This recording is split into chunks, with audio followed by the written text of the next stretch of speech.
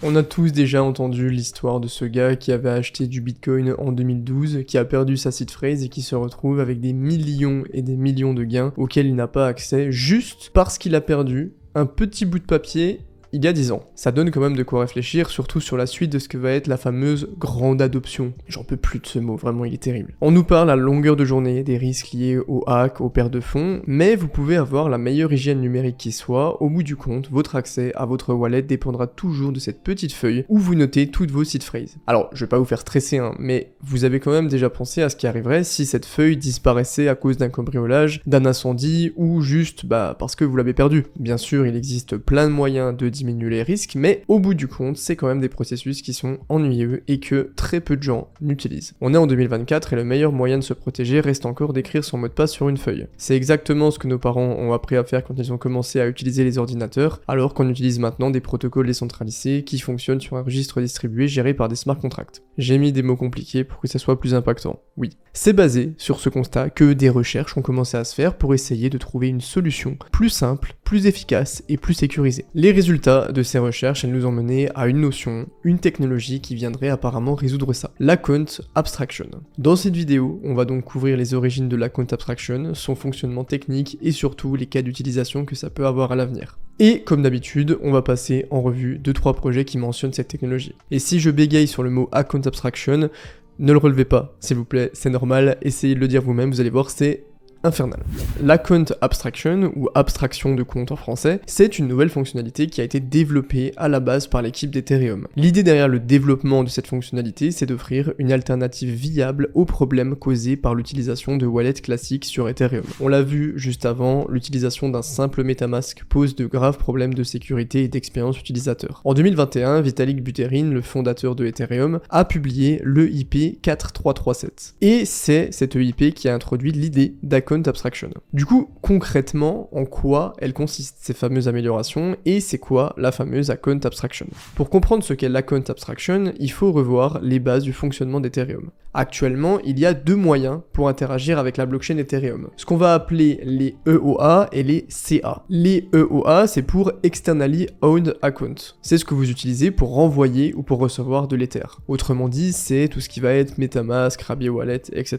Ces wallets, ils sont composés de deux éléments. Une clé publique et une clé privée. C'est ce qui va vous permettre de chiffrer tout ce que vous faites sur la blockchain pour qu'au final les transactions puissent être visibles par tout le monde, mais sans que personne ne puisse les lire. C'est le principe de la blockchain. Très grossièrement, la clé publique, elle vous permet de chiffrer un message et la clé privée, elle vous permet de signer un message et de déchiffrer les messages qui vous sont destinés. Quand vous faites une transaction sur le réseau Ethereum, il n'y a que votre clé publique qui est partagée. Votre clé privée, c'est ce qui va vous permettre d'avoir accès à votre wallet. C'est pour ça qu'on vous dit de ne jamais la partager parce qu'elle est extrêmement importante. Vous pouvez imaginer ça un petit peu comme une adresse email. Quand vous envoyez un mail, le destinataire peut uniquement voir votre adresse mais pas votre mot de passe. En gros, c'est un peu pareil. De l'autre côté, on a les CA ou les contract accounts. Ces comptes, ils sont pas contrôlés par une paire de clés publiques et privées mais par du code. Tous les smart contracts avec lesquels vous avez pu interagir, ce sont des contract accounts. Les fonctionnalités de ces contract accounts, ils sont donc programmables, ce qui permet d'éviter de devoir signer chaque transaction manuellement. Ça serait hyper chiant. Imaginez un Uniswap qui devait signer manuellement chaque transaction, ce serait impossible. La transaction voulue, elle va se lancer automatiquement quand toutes les conditions prévues par le code seront remplies. Et c'est là qu'on a la différence entre les EOA et les CA. Contrairement aux contract accounts, les EOA, ils sont limités techniquement à des tâches très basiques comme envoyer ou recevoir des fonds par exemple, parce qu'il faut tout faire manuellement. Cette limitation, elle rend nos wallets peu efficaces et peu sécurisés parce que tout repose sur 12 ou 24 mots. L'idée, ça serait donc de pouvoir mélanger les fonctionnalités des EOA et des contract accounts, et c'est exactement ça que propose l'account abstraction. Au lieu d'avoir un wallet qui va être géré par une clé publique et une clé privée, l'objectif, ça va être de faire en sorte que votre wallet soit un smart contract. C'est le principe, du coup, ça porte bien son nom, des smart contract wallets. Votre wallet, il sera donc plus limité par des opérations rudimentaires, mais il pourra être entièrement programmable. Et ça, c'est incroyable, parce qu'en fait, ça ouvre énormément le champ des possibles. C'est la fin des 12 mots écrits sur un bout de papier, maintenant vous pouvez programmer votre wallet pour qu'il soit déverrouillable avec un simple Face ID. On a vraiment des possibilités qui sont infinies. Mais on va se pencher un petit peu plus tard sur les différentes fonctionnalités de l'account abstraction. D'abord, on va aller un petit peu plus en détail sur le fonctionnement de cette technologie. Pour comprendre le fonctionnement de l'ERC 4337, il faut comprendre les différents acteurs qui le composent. Au cœur du fonctionnement de cet ERC, on a les User Operation Objects. Ces objets, ils vont permettre d'encapsuler les intentions d'un utilisateur en plus des signatures et des données de vérification nécessaires. C'est vraiment le point de départ de tout le système. Il faut voir ça un petit peu, parce que je sais que c'est un peu abstrait, comme une sorte de to-do list. Genre, vous faites une to-do list que vous écrivez, vous mettez transférer des fonds, interagir avec un smart contract, etc.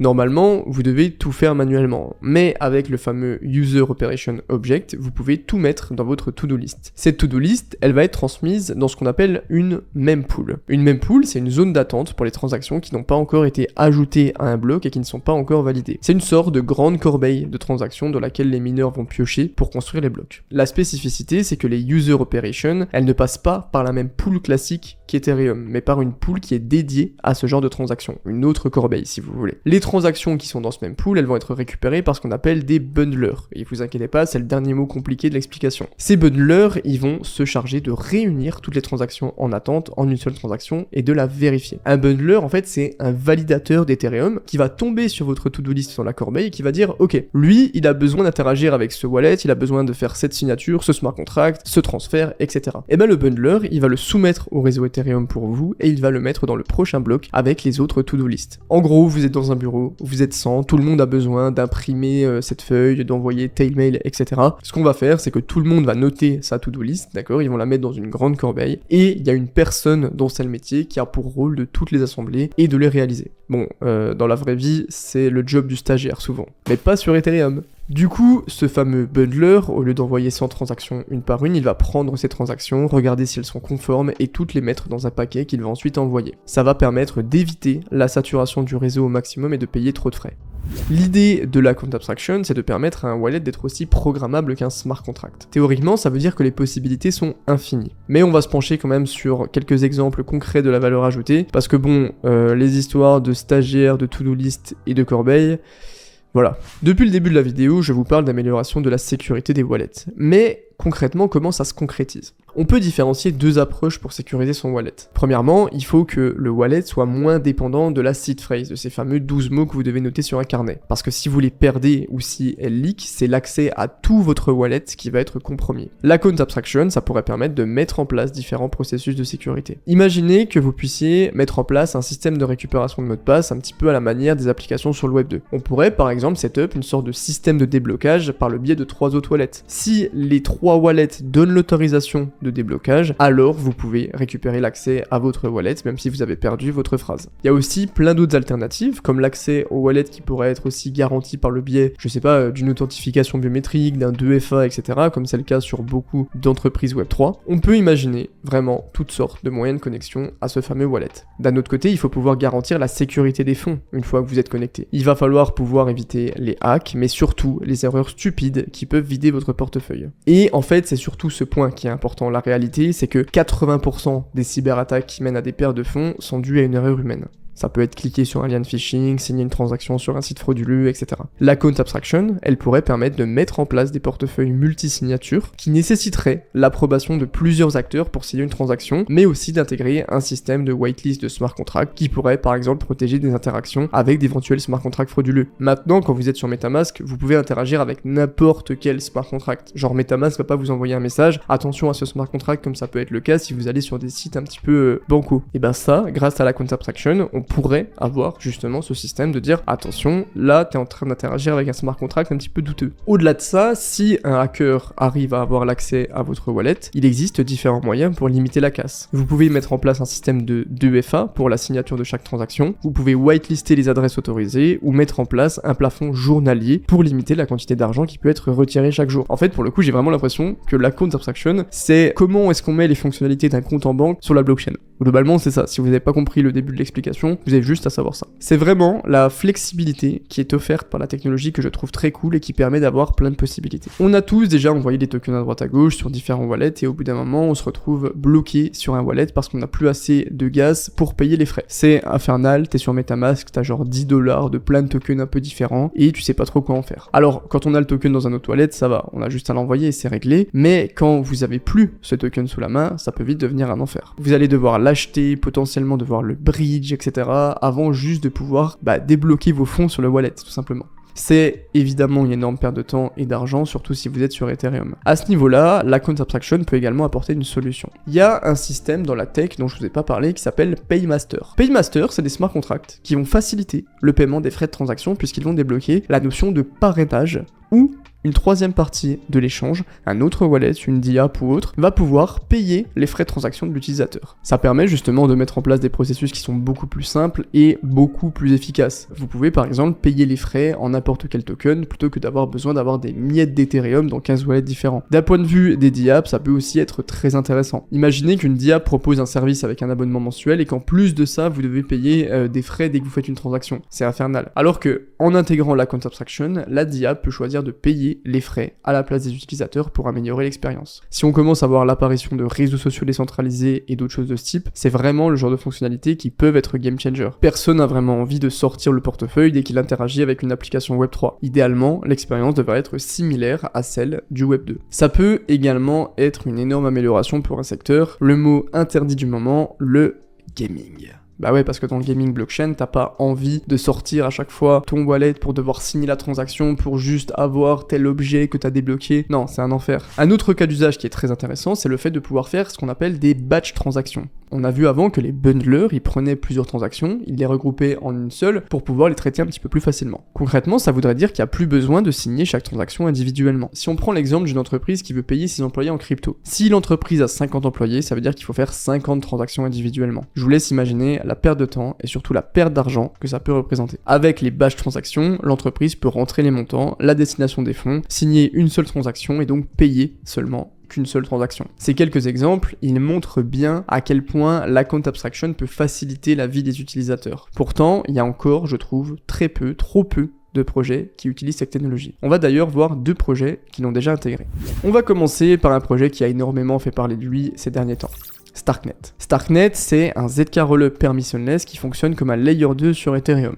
Le but du projet, c'est de permettre à des applications décentralisées d'avoir accès à la fois à la scalabilité et à la privacy de Starknet et à la sécurité d'Ethereum. Pour atteindre cet objectif, les développeurs, ils ont créé ce qu'on appelle les ZK Stark. On va pas rentrer dans le détail, mais pour faire simple, les ZK Stark, c'est une forme de Zero Knowledge Proof, une méthode cryptographique qui vous permet de prouver la validité de quelque chose sans pour autant avoir à montrer la preuve de la validité. Bref, si vous n'êtes pas hyper à l'aise, on s'en fout. Ça existait déjà avant avec les ZK Snark, mais les ZK Stark en sont une version améliorée sur le plan de la scalabilité et de la sécuriser. En gros, c'est comme avant mais en mieux et c'est une technologie pour aller plus vite. Pour pouvoir développer sur Starknet, les développeurs vont devoir apprendre le langage natif de cette blockchain, le Cairo. Mais ça a pas l'air de freiner l'apparition de projets qui buildent dessus. Starknet vient à peine de lancer son jeton. Il représente aujourd'hui le 4e plus gros layer 2 sur Ethereum en termes de TVL avec environ 1,4 milliard de dollars de bloqués. Mais ce qui nous intéresse, c'est l'account abstraction. Starknet, ils intègrent l'account abstraction nativement. Ça veut dire que chaque DApp qui souhaite l'intégrer peut décider de le faire. Aujourd'hui, vous pouvez déjà y avoir accès par le biais du wallet Argentix. En intégrant l'account abstraction, le projet souhaite permettre aux DApp de construire des applications qui sont adaptées à l'utilisation d'un utilisateur mainstream. Et je pense vraiment que ça sera un gros avantage dans les années à venir. La combinaison des ZK Stark et de l'account abstraction, elles font de Starknet l'un des layers 2 les plus qualitatifs de l'écosystème à mes yeux. Luxo, c'est une blockchain de Layer 1, EVM compatible, en Proof of Stake, fondée par le créateur du standard ERC20 d'Ethereum. À chaque fois que je fais cette petite présentation d'une phrase, je me dis putain mais qu'est-ce que c'est geek, qu'est-ce que c'est deep ce genre de phrase. Le but principal de Luxo, c'est de permettre l'adoption de masse du Web3. Ou déjà quand c'est ton but principal, un petit peu red flag, non? Mais on va continuer. Pour ça, ils ont choisi le créneau de la social faille. Ça veut dire qu'ils veulent permettre la création d'applications comme des réseaux sociaux décentralisés ou des projets communautaires. La chaîne est construite pour rendre l'expérience utilisateur aussi optimisée que possible à travers diverses fonctionnalités. Au cœur de Luxo, on retrouve les Luxo Standard Proposal ou LSP. Vous pouvez comparer ça globalement au standard ERC sur Ethereum. Actuellement, il en existe 23, mais ce qui nous intéresse le plus, c'est l'argument de vente principal de Luxo, à savoir le LSP0 avec les profils universels. Ces profils universels, ce sont des comptes basés sur des smart contracts, un petit peu à la manière de ce qui se fait sur Ethereum. Ces comptes, ils ont pour spécificité de pouvoir être utilisés sur toutes les applications qui supportent la technologie de Luxo. Autrement dit, vous avez un compte pour toutes vos interactions avec la blockchain. En plus de ça, la création de son universal profile, elle est ultra simple. Plus de petites phrases, un email, c'est tout ce qu'il vous faut. Au-delà de ça, ces comptes universels, ils permettent d'avoir accès aux mêmes mêmes avantages que la Account Abstraction sur Ethereum, et il rajoute même d'autres fonctionnalités. Les LSP 7 et 8 permettent notamment de créer des NFT qui peuvent contenir plus de metadata et de pouvoir les faire évoluer tout en les conservant directement sur la blockchain. C'est le genre de fonctionnalités qui peuvent vraiment être bien utiles dans le cadre de la social faille. Je vous avais parlé de Paymaster sur Ethereum, mais Luxo propose aussi la même chose. Pour éviter aux utilisateurs de devoir payer des frais de gaz à chaque interaction sur un réseau social, les applications pourraient proposer des abonnements mensuels, en échange de quoi ils pourraient payer les frais de gaz pour les utilisateurs, par exemple. L'utilisation de ces DApps, elle serait donc beaucoup plus fluide. Avec en moyenne entre 400 et 500 comptes actifs par jour, Luxo est quand même assez peu utilisé pour le moment, mais on en entend de plus en plus parler et je pense qu'il serait judicieux de voir comment ça va évoluer. L'account abstraction, ça reste un sujet qui est encore très niche. Pour s'en rendre compte, il suffit d'aller voir la catégorie account abstraction sur CoinGecko. La liste est même pas à jour, il y a 6 pauvres projets qui se battent en duel, mais pourtant, il y a de plus en plus de projets qui commencent à s'y intéresser, voire à l'implémenter. En fait, même si l'account abstraction est presque un incontournable pour permettre à la blockchain de se développer et à gagner en utilité, il y a quand même 2-3 défis à relever. Vitalik Buterin en a lui-même cité quelques-uns pendant le THCC. L'un de ces défis, c'est qu'actuellement, la grande majorité des utilisateurs de la blockchain utilisent des EOA classiques. Et le fait de changer les habitudes des gens, c'est pas toujours facile. Ce problème, il pourrait être réglé si on pouvait tout simplement transformer son MetaMask en un smart contract account. Mais à l'heure actuelle, c'est une technologie qui est techniquement impossible à faire. Et c'est là que réside le problème principal. En fait, l'account abstraction, si on dit est-ce que tu es chaud pour l'utiliser, tout le monde dirait oui. Sauf que l'intégrer à un système qui est déjà existant, ça peut s'avérer être beaucoup plus difficile que prévu. Un projet sur Ethereum qui souhaite l'intégrer, il devrait s'aligner sur le fameux standard ERC 4337 et ça demande énormément de changements. Surtout si le projet n'a pas été conçu pour ça à la base. Les nouveaux projets qui sont en train de se construire ou qui vont se construire à l'avenir auront donc une longueur d'avance sur les anciens. Ils pourront intégrer l'account abstraction nativement pour éviter ce genre de problème. Mais malgré ces défis, je pense que l'account abstraction sera la norme d'ici environ 10 ans. La blockchain ne peut pas continuer à évoluer sans simplifier son utilisation pour les gens les moins calés en informatique. Les projets qui l'intègrent déjà, comme Starknet ou Luxo, ont un coup d'avance et je pense que ça va être très intéressant de voir comment ça va évoluer. C'était la présentation de l'account abstraction. Si la vidéo vous a plu et que vous en avez envie, vous pouvez vous abonner. Merci d'avoir regardé cette vidéo. C'était Yeril, prenez soin de vous. Ciao les gars.